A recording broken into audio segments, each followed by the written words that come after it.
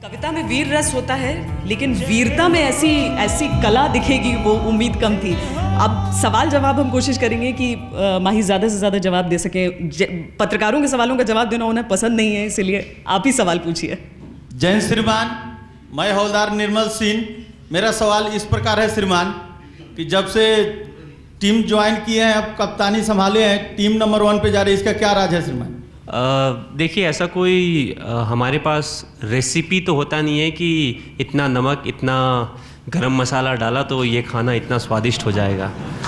तो जो हमारी टीम के प्लेयर्स हैं उन्होंने बहुत अच्छा किया है। सबने कंसिस्टेंटली परफॉर्म किया है और प्रैक्टिस में बहुत मेहनत किया है। जहाँ जहाँ उनका वीकनेस था उन एरियाज़ में उन्होंने इम्प्रूव किया है।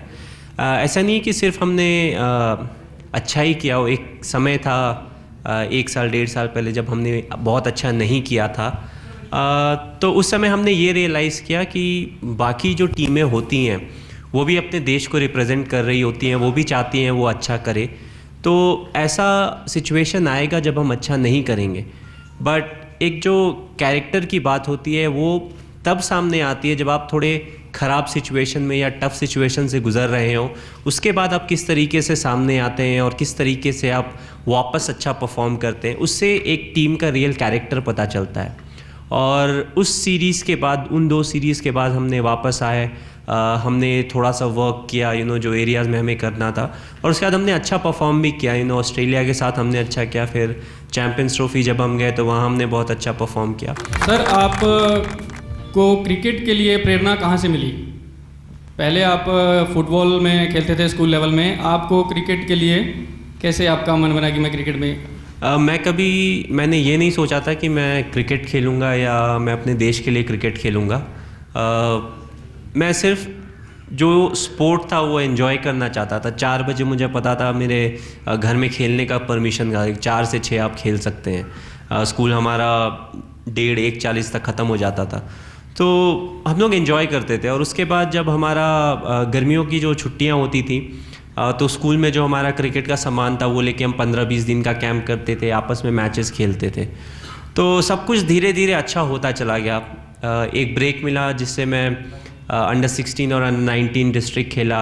उसके बाद अपने डिस्ट्रिक्ट को मैंने रिप्रेजेंट किया, तो फर्स्ट क्लास क्रिकेट में भी मुझे चांस मिल गया। तो मैं हमेशा बहुत आगे की नहीं सोचता था। मैंने कभी ये नहीं सोचा कि मैं इंडिया के लिए खेलूँगा। मेरे लिए था कि मैं कल कौन सा मैच खेलने वाला हूँ या परसों कौन सा मैच खेलने वाला हूँ, वो मेरे लिए ज़्यादा इंपॉर्टेंस रखता था। और इस तरह की सोच ने मुझे बहुत ज़्यादा हेल्प किया, क्योंकि मैं बहुत ज़्यादा एक्सपेक्टेशन नहीं रखता था। मेरी ऐसी सोच नहीं थी कि यार इस टीम में मुझे सिलेक्ट होना चाहिए। मेरे हाथ में था परफॉर्मेंस करना, अच्छा करना, मैं वो करता था। सिलेक्शन किन्हीं और के हाथ में था, भले वो 5 सिलेक्टर हों या कोई और हो।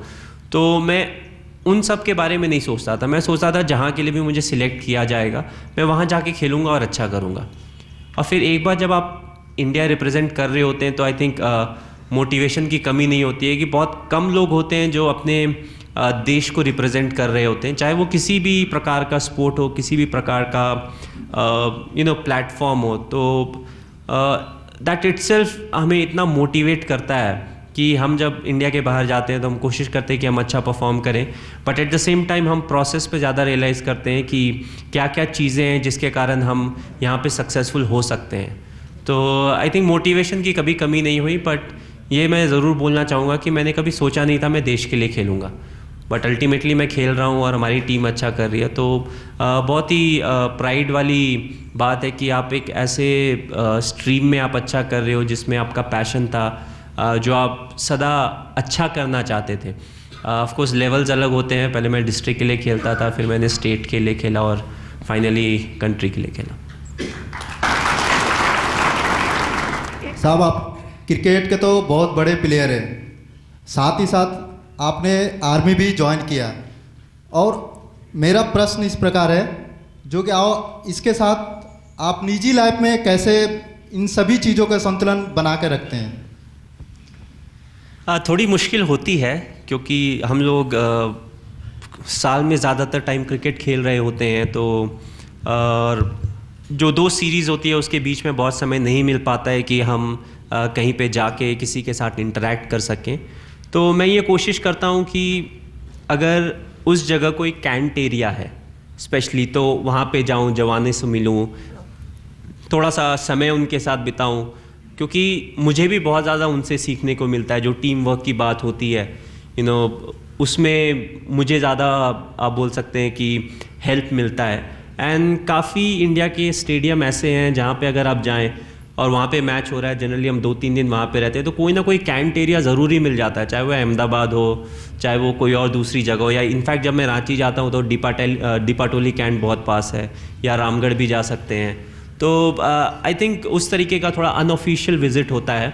और ऑफ कोर्स जब थोड़ा लंबा ब्रेक मिलता है, 1 या 1.5 महीने का ब्रेक मिलता है, तो we try to do something, हम अप्रूवल के लिए भेजते हैं। ऑफ कोर्स आर्मी में सब चीज़ आसानी से नहीं होती है, एक अप्रूवल लेना पड़ता है, सब कुछ प्रोसीडियर से चलता है। तो आई थिंक अगर सब चीज़ें सही लाइन पे अगर चलती है तो फिर हम ज़्यादा टाइम बिता सकते हैं। बट ऐसा नहीं है कि जब हम क्रिकेट खेल रहे हो और टाइम की थोड़ी कमी हो तो हाँ, हम लोगों से जाके नहीं मिलते हैं या जवानों से जाके नहीं मिलते हैं।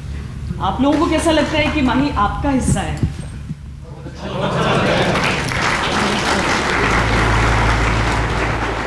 जैसे वनडे इंटरनेशनल क्रिकेट में कभी 200 का आंकड़ा एक इंडिविजुअल को पार करना काफ़ी मुश्किल था, लेकिन फ़िलहाल कुछ समय में कुछ खिलाड़ियों ने पार किया है। तो आप अच्छे बल्लेबाज हैं, तो हमारा ये है कि आपका इसके बारे में कोई प्लान है या? ऐसा प्लान तो है, बट मैं जनरली ये प्लान सोते हुए ही बनाता हूँ, बिकॉज मुझे पता है कि मैं जिस नंबर पे अभी बैटिंग करता हूँ उस नंबर पे अगर टीम ने अच्छा किया और मैंने भी अच्छा किया सेम दिन, तो मैं 40, 45 या 50 रन से ज़्यादा नहीं बनाऊंगा, क्योंकि ऊपर के बैट्समैन भी रन बनाएंगे तब मेरा चांस आएगा।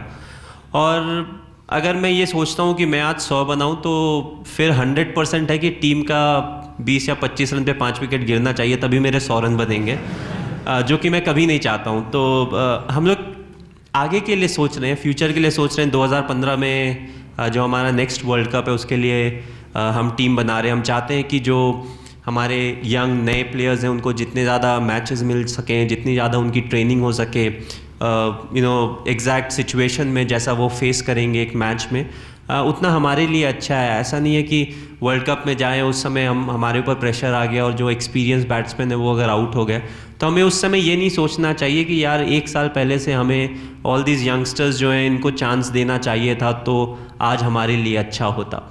तो ये सोच हम नहीं लाना चाहते हैं। We want to be very prepared. हम पूरी तरीके से जितना हो सके उतनी यहाँ प्रैक्टिस और मैचेस सब इंडिविजुअल्स को देना चाहते हैं, ताकि जब एक वर्ल्ड कप प्रेशर सिचुएशन में उनके ऊपर प्रेशर आए तो वो अच्छे से रिएक्ट करें और इंडिया को मैच जिताएं। सर, जो हमारे पैरा बेसिक ट्रेनिंग होते हैं, सो आप हमारे साथ कब करना चाहेंगे? नहीं, जैसा कि मैंने बोला आर्मी में सब कुछ एक प्रोसीडियर से होता है। तो सबसे बड़ी प्रॉब्लम है जो पैरा जंप्स के लिए एक साथ जो डेट्स चाहिए, आपके लिए वो शायद 10 दिन होगा, बट मेरे लिए वो 25 दिन है, क्योंकि हर चीज़ 4 बार होगी। उसके बाद मुझे फाइनल अप्रूवल मिलेगा। बट डेफिनेटली मैं चाहता हूँ कि मैं ये प्रॉपर ट्रेनिंग करूँ, और ये है कि मुझे एडवांस में टाइम देना पड़ेगा, अभी से बताना पड़ता है, जो कि थोड़ा मुश्किल होता है कि एक साथ 25 दिन मेरे पास कब है, क्योंकि मुझे क्रिकेट भी खेलना होता है। तो अगर अभी नहीं हुआ, जब तक मैं क्रिकेट खेलता हूँ, तब फिर जैसे ही मैं क्रिकेट छोड़ूंगा उसके बाद मैं कंप्लीट करूँगा। बट 100% है कि मैं ये ट्रेनिंग ज़रूर करना चाहूँगा, बिकॉज बीइंग अ पैराट्रूपर, अगर आप पैरा जंप्स नहीं करते हैं तो you are not really a paratrooper. So मैं करना चाहूँगा। हालांकि ये भी मैं बोलना चाहूँगा कि हाइट से मुझे थोड़ा डर लगता है, बट आई थिंक वो यूनिफॉर्म का जॉब रहेगा कि वो डर निकालना मेरे से। एंड ऑफ कोर्स अगर आप सही ट्रेनिंग करते हैं तो फिर किसी भी तरीके का डर आपके अंदर रहता नहीं है। फैन जंप तो आज कर लिया मैंने। बहुत चीज़ों के ब्रांड एम्बेसडर के तौर पर आप एसोसिएट होते हैं दोनों, लेकिन जब आप देश के युवाओं को देखते हैं तो आर्मी की तरफ वो आए, क्रिकेट की तरफ वो आना चाहते हैं आपको देखकर, लेकिन जब आप ये वर्दी पहनते हैं तो आपका दिल उनसे क्या कहता है? वेल एज आई सेड, मैंने बोला मैं चाहता था कि मैं आर्मी में जाऊं, बट अगर आप रियलिस्टिकली आज के कल्चर में देखें तो काफ़ी दूसरे प्रोफेशन हैं जो इंडिया में अवेलेबल हैं। काफ़ी लोग हैं जो दूसरे प्रोफेशन को ऑप्ट करते हैं compare to going into the army, but at the same time ऐसे लोग भी हैं who want to come to the army. So बहुत ही हाईली मोटिवेटेड इंडिविजुअल्स आपको यहाँ पे बैठे हुए मिलेंगे। आई वॉज फॉर्चुनेट कि मैं एक बार OTA गया था, officers training academy in Chennai, and it was nice to see जो यंगस्टर्स थे वो जिस तरीके से वहाँ पे आए थे, and the way they wanted to join the army, जिस तरीके से वो कंट्रीब्यूट करना चाहते थे. तो आई थिंक काफ़ी एक टफ रेजीम है बीइंग एन आर्मी जवान और an officer. It's a very tough regime. ना सिर्फ इनको, आई थिंक हमें we need to thank their families, they go through a lot, और काफ़ी टफ होता है उनके लिए भी. समय समय पे ट्रांसफ़र्स होते रहते हैं, छोटी चीज़ें बड़ी चीज़ें, और मैं वाकिफ़ हूँ because I belong to a place जहाँ से पास में ही we have 2 and 3 cantt area, so you know the real problems. और also I feel to end I would like to say something, whether I don't know whether I should say it on camera or not, but India में ऐसा culture आ गया कि हर कोई चाहता है भगत सिंह पैदा हो, but all of them want कि ये बाजू वाले के घर में पैदा हो, मेरे घर में पैदा ना हो. सो आई थिंक हमें चाहिए कि ये सोच को हम चेंज करें, and I feel that's why जो कि 2nd generation 3rd generation या 4th generation आर्मी में हैं, they have very high regard from my side, because it's a tough place to be in, but I think they're very motivated and they definitely want to do something, prove a point. That's why they're here. So hats off to all of them.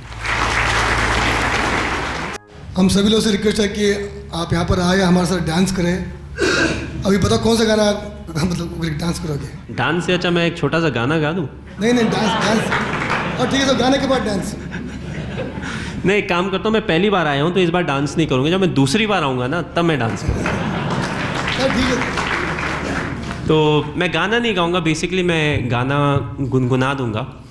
Kishore Kumar मेरे favourite हैं, but ये गाना मुकेश जी का है, और मैं पल दो पल का शायर हूँ, एंड बहुत रेलिवेंट भी है. अगर आप मेरे स्पोर्ट को देखें तो इसकी जो लाइनें इसमें बोला जाता है कि मैं पल दो पल का शायर हूँ, तो कल कोई और आएगा जो मेरे से अच्छा खेलेगा, कल काफ़ी दूसरे लोग आएंगे जो आपसे अच्छा देखेंगे. तो फ्यूचर में कोई याद करे या ना करे, डजेंट मैटर. तो मैं पल दो पल का शायर हूँ, पल दो पल मेरी कहानी है, पल दो पल मेरी हस्ती है, पल दो पल मेरी जवानी है, मैं पल दो पल का शायर हूँ.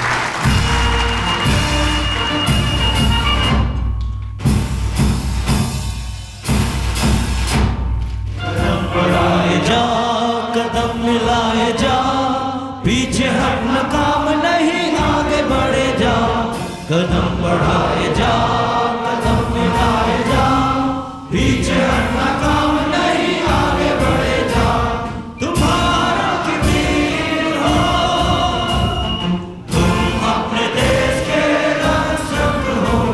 तुम्हारा की वीर हो, तुम अपने देश के रक्षक हो.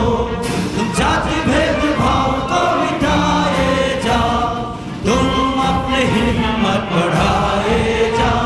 तुम जाति भेदभाव को मिटाए जा, तुम अपने हिम्मत बढ़ाए जा. कदम बढ़ाए जा, कदम मिलाए जा, पीछे हटना काम नहीं, आगे बढ़े जा. पैराशूट रेजिमेंट की जय, पैराशूट रेजिमेंट की जय, पैराशूट रेजिमेंट की जय. भारत माता की जय, भारत माता की जय, भारत माता की जय.